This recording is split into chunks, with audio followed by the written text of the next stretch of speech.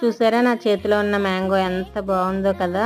ఇది పచ్చళ్ళ సీజను, అలాగే వడియాల సీజన్ కాబట్టి ఇలా తక్కువ మామిడికాయలతోనే నేనైతే ఉల్లావకాయ తయారు చేశాను. ఎంత బాగుందంటే అంత బాగుందనమాట. ఎండతో పని లేకుండా చక్కగా ఇంట్లోనే ఫ్యాన్ కిందే ఆరబెట్టుకుని చక్కగా ఒక్క పూటలోనే ఇలా పచ్చడి అయితే ప్రిపేర్ చేశాను. ఈ పచ్చడి నెల రోజుల వరకు నిల్వ ఉంటుంది. ఫ్రిడ్జ్లో పెట్టుకుంటే 3 months వరకు ఉంటుందండి. ఎండతో పని లేకుండా చకచకా ఇంట్లోనే ఉన్న వాటితో హ్యాపీగా ప్రిపేర్ చేసుకుని ఎప్పుడు కావాలంటే అప్పుడు మనం ఇలా ఊరగా అయితే పెట్టేసుకోవచ్చు.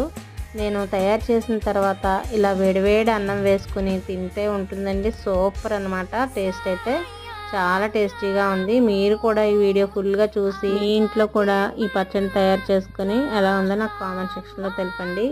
ఈ వీడియో కనుక మీకు నచ్చితే తప్పకుండా లైక్ చేయండి, షేర్ చేయండి, సబ్స్క్రైబ్ చేసుకోండి. దీని ఫుల్ వీడియో డిస్క్రిప్షన్లో ఉంటుంది, చెక్ చేయండి ఒకసారి.